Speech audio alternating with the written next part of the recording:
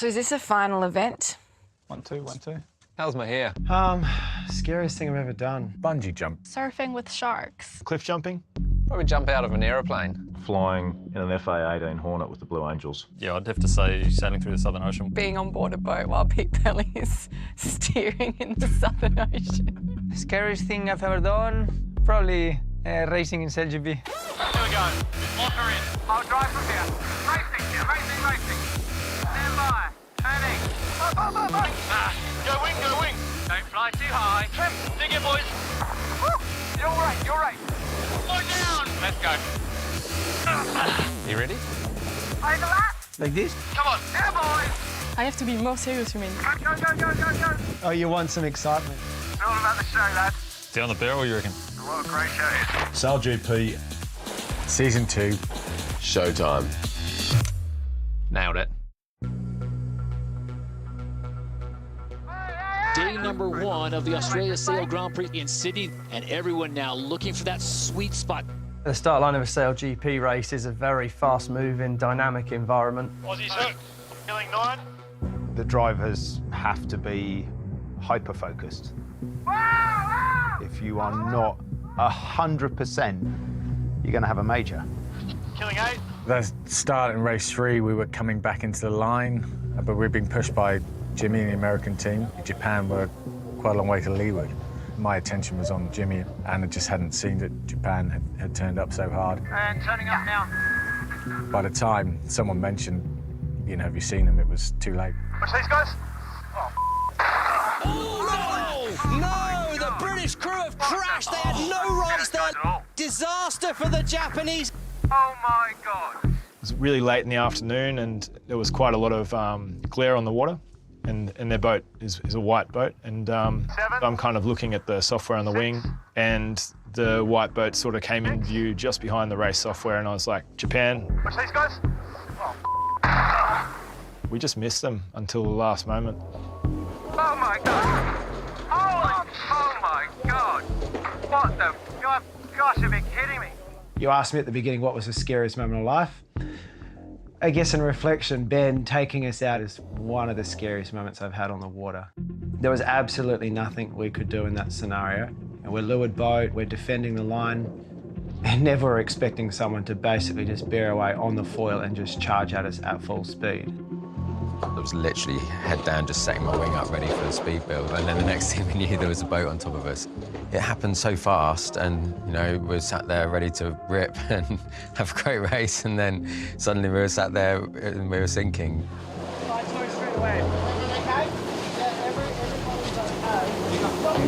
The Japanese boat was severely damaged to the point probably weren't going to be able to race the next day, and in that instance, we almost certainly weren't going to be able to race, and almost certainly the season was over for us. Approval to sail withdrawn by organising authority, the guilty boat. End of season. It's definitely up there with low points in my career, at least. I'm not particularly good, I have to admit, in those moments. I'm not an oh well, never mind, next time kind of guy. So, yeah, it hurts. Hey, mate. Hey, mate. I don't know what to say. I'm so sorry. You didn't see us, did you? No. Yeah. No. Just didn't see it. That's all right. Yeah, right. Well, no one got hurt. Yeah, that's what makes everything right. Yeah, everyone's okay. Yeah, no, I appreciate it. Shocker. So I sent an email saying whatever of our kit you need, just take it. So. Appreciate it. Yeah. Thanks. Yeah. All you can do after that, you just admit you're wrong, and I think Ben did the really classy thing by offering the boat for them to sail the next day. I think he felt terrible about the situation. Here we go. Token effort.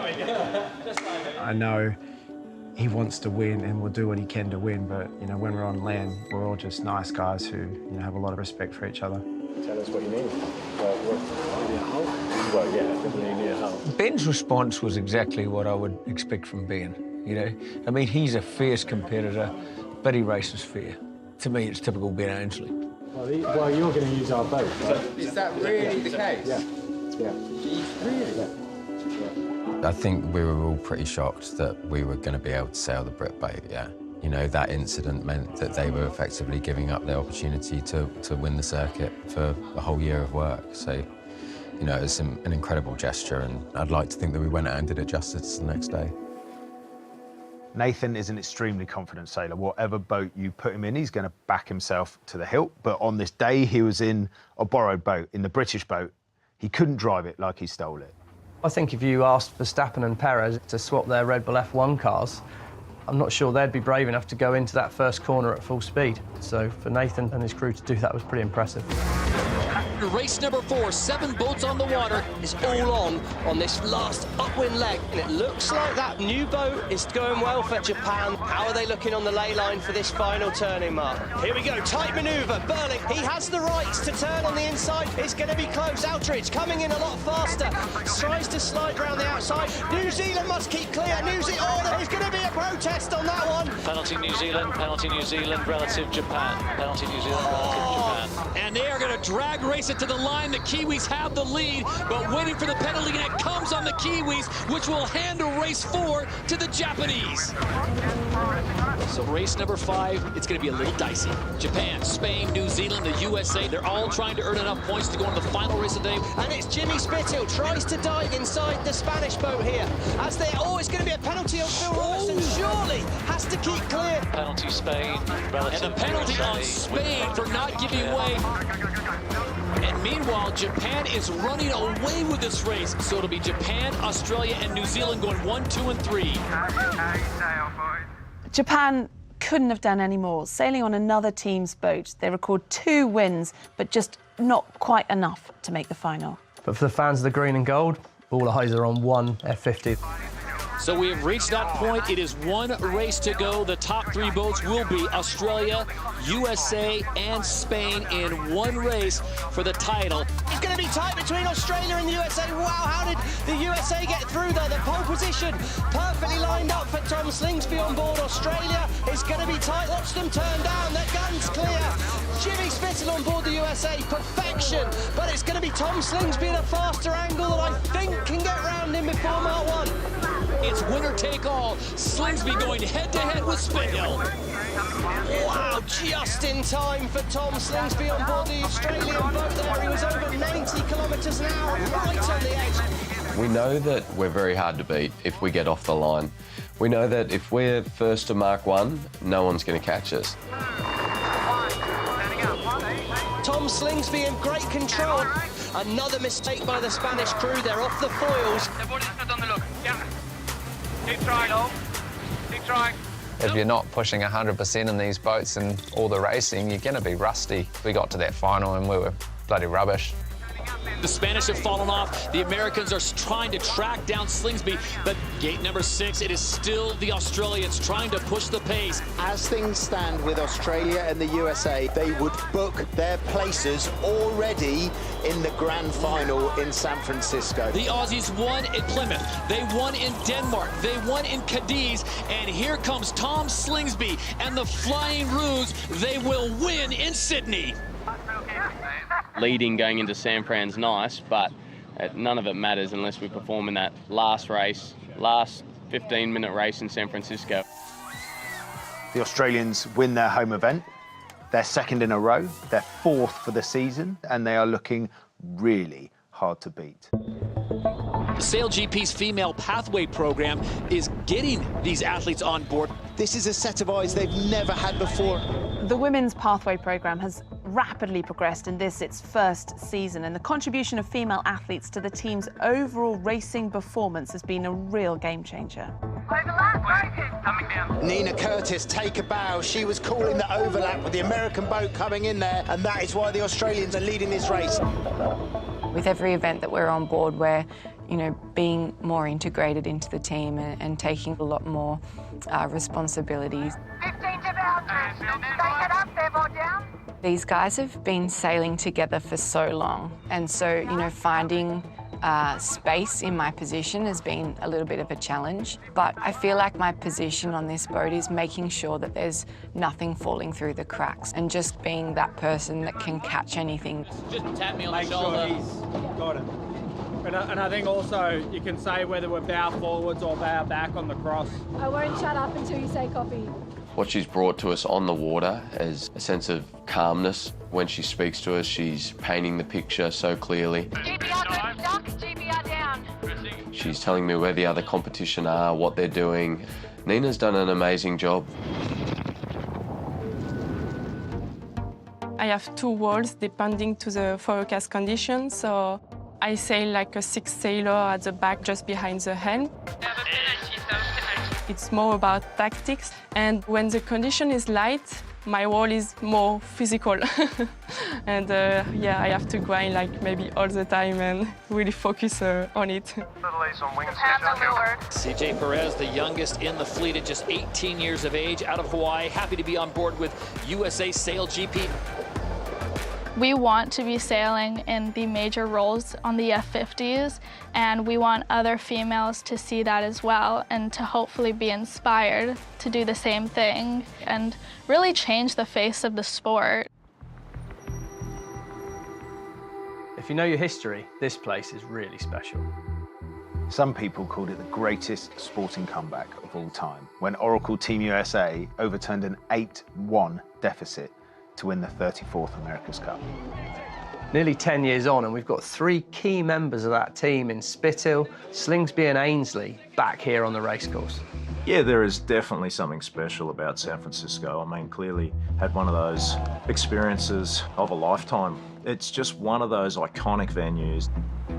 The rules are clear. After 5 races here in San Francisco, the top 3 teams in the championship will go into the grand final and race for the $1 million prize.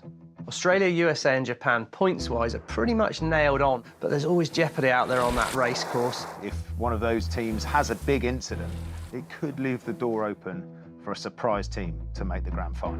Welcome to San Francisco, California. It's grand final weekend. As we now get set, this is race number 2. Nathan Outridge on the Japanese boat here in the middle of the line. Out the back it's Spain. Jordi Chamar taking over for Phil Robertson. He has left the team. Next year, he'll be a part of Canada's Sail GP.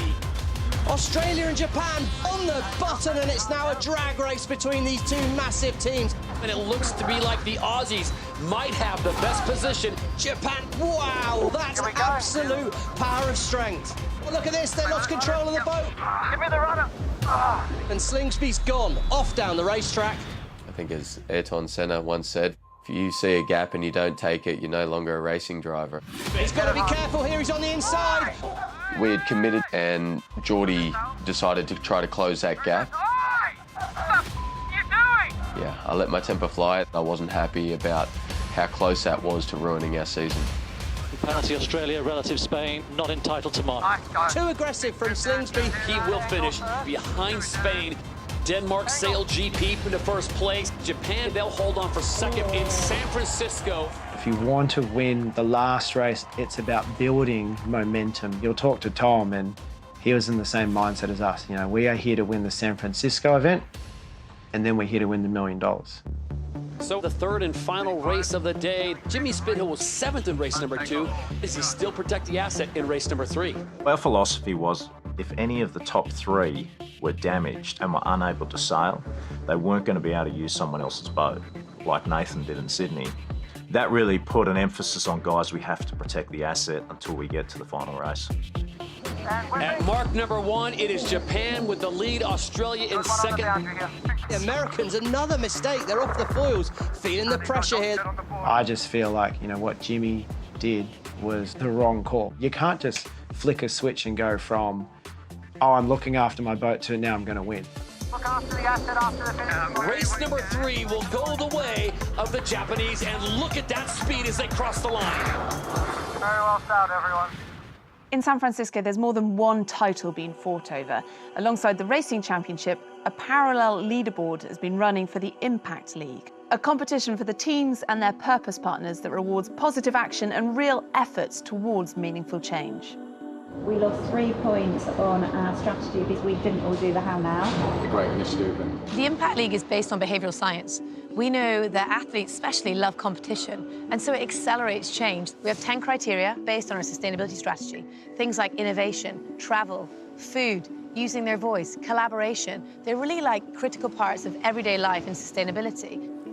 I've spent so much of my childhood on the ocean, you know, whether it's through the sport of sailing, out surfing, fishing, diving, just seeing how things degrade so quickly. You know, we really want to do everything we can to look after it for future generations.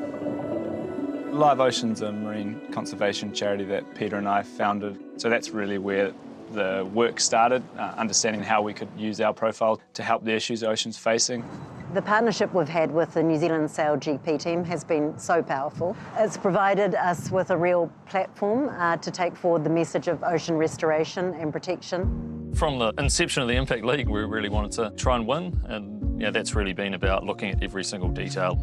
First one's really trying to reduce our use of cable ties, so we've replaced them all with reusable Velcro. Lots of little things like the chase boat driver really being aware of how much fuel they're using on the water. Boats obviously are going in salt water every day, so when they come back out, you have to be washed down. We've done some nifty little things to try and reduce the water, and that's been now implemented fleet-wide. We want everyone to understand athletes need to do more. They can be great at sport, but they need to be ambassadors for the planet, for making our sport better, for social sustainability. And athletes in sport really can inspire change.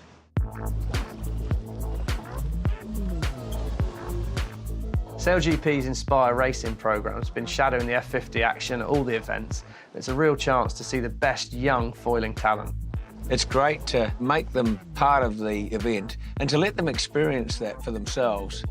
And that way they really get to see these top professional teams in action. It creates, I think, the stimulus for them to then say, OK, that's really what I want to do. It's been really special this week, meeting Jimmy Spittle and Team USA, and also seeing CJ. Where she is now, it just makes it seem a lot closer, and really, really special to be here with everyone. There's no doubt in my mind that we will see an athlete out of the Inspire program racing these boats. For the first time, we've actually got a legitimate pathway for these younger guys and girls to come through and aspire to being on these Sail GP rosters. I love speed, love foiling. I think that would just be the absolute ultimate. The final day in San Francisco. After a season that stretched over almost 12 months and taken us right across the globe, it all ends here. Day number 2 of the final event, and all boats flying in the shadows of the Golden Gate Bridge. This is the first time we've seen the Americans and Jimmy Spittle leading the fleet, and what a time to do it. The speed, the level, the amount of boats, it's auto racing. I mean, this is F1. Oh, and Spain diving inside. Oh, there's a collision on board the American boat and the Spanish boat. Oh, my Lord. We thought we were overlapped, and then they closed the gap, and I responded, and we just flew up and landed on top of the American boat. It was quite a tough moment. It was like, I made a big mess. Insane. That was scary. It was about that far from your shoulder, Jimmy. I thought, wow, there's a real chance we're out of this final. So it will be the Kiwis that get the win in race 4, despite all the drama with the Americans and the Spanish.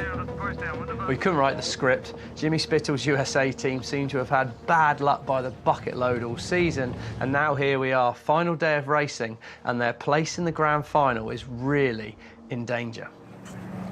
Just sit this one out. Get the boat ready for the final.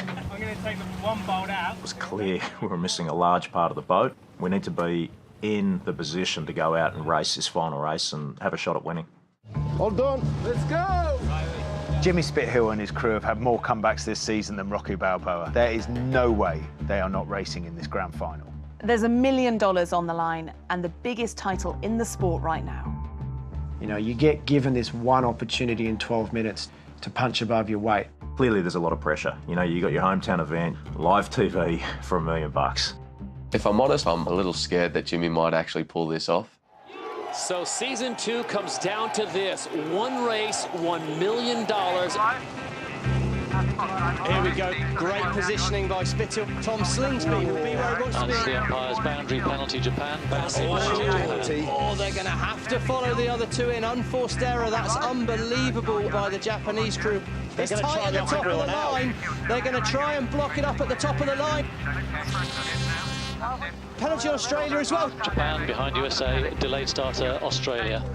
I remember thinking to myself, I can't believe you stuffed this start up. It's the $1 million race. You had Nathan, you had Jimmy. What have you done? Spittle's got the break here. The leader at Mark 1 will be the USA. Americans need to stay tight at the next gate. Big ease on the roundup. Outridge is working wider. Tom Slingsby, he slings the boat around the mark. Look at the speed difference here. It is Australia, the defending champions, who have moved into first. And I've just got breaking news. The race has been abandoned because there's a whale on course. In line with Sail GP protocol, we have stopped racing to allow the whale to pass through safely. It's another chance to roll the dice. And if you're Tom, Nathan or Jimmy, you've got to ask yourself one question. Do I feel lucky? The restart of the grand final here in San Francisco, California, the last race of season 2 of Sail GP. The Australians have the speed. There's the start there. Spittle's done a fantastic job again, but it's Australia and Tom Slingsby. They're boosting away towards Mark 1. Both boats behind off the foils. These are the defending champions, Australia. They get an early break here in the grand final. They make the turn. They are on to leg number 3. And right now, the Australians are coming up to a 500-metre lead. That's a right turn, ladies and gentlemen. They're off the foils. Down. This could be opportunity knocks for the boats behind. See here, foiling in from the American crew. The race is all on. Oh, but they're not laying. They're not laying. And here comes Japan. Up to second of the Japanese crew. And the Americans are stuck at the Windward Gate in no win. That could well be the crucial moment. For Australia Sail GP, the repeat is now complete, and it is Australia that claims the title in 2022.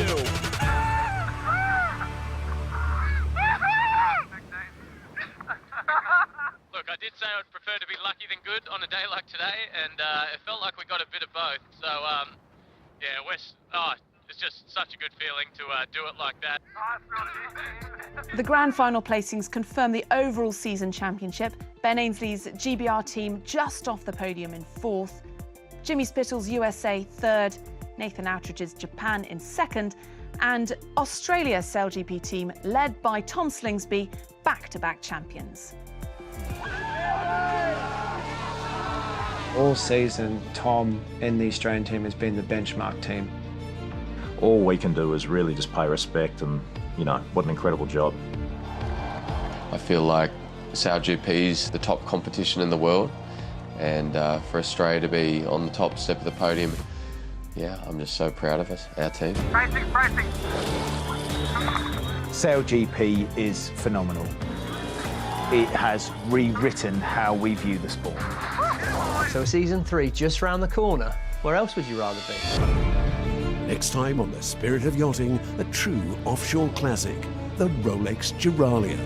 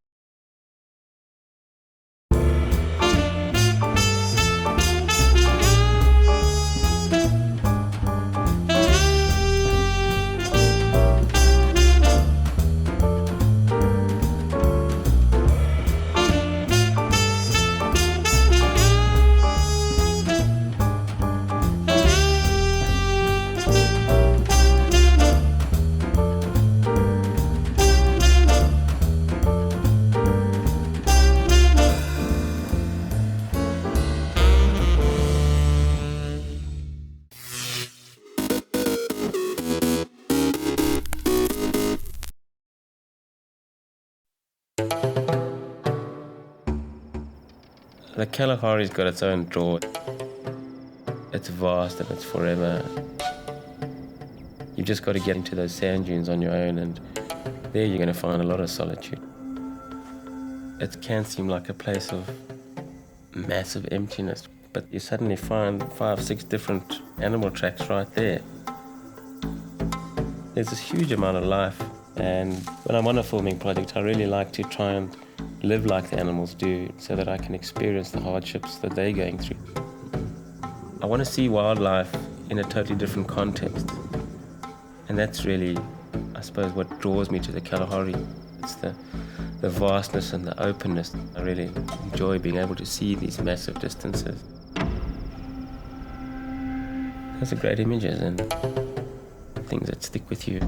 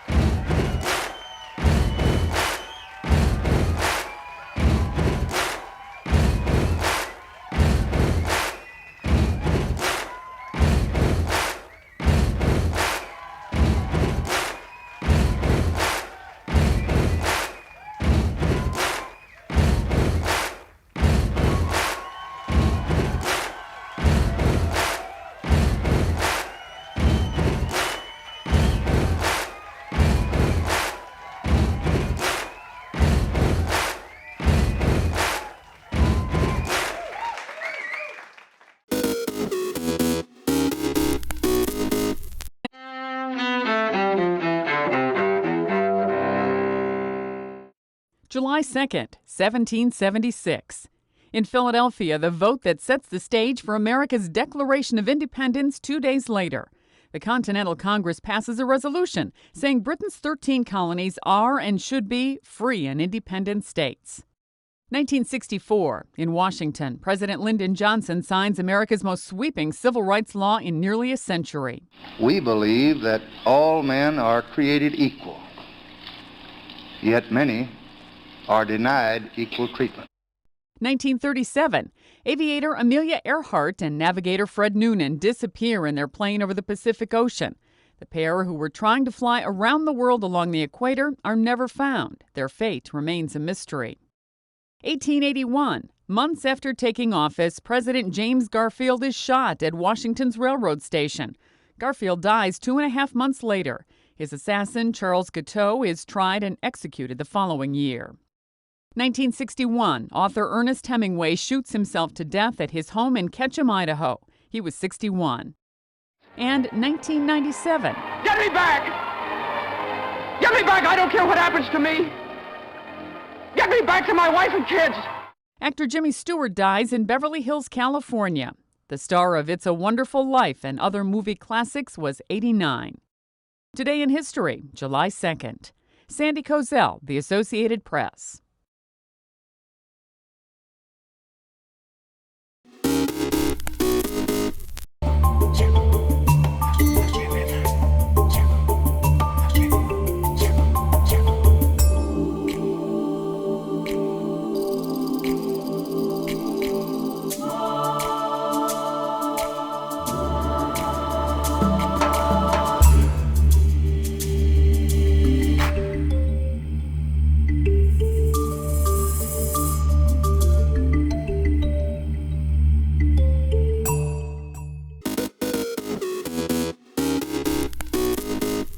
Welcome back in our studio, and in today's news,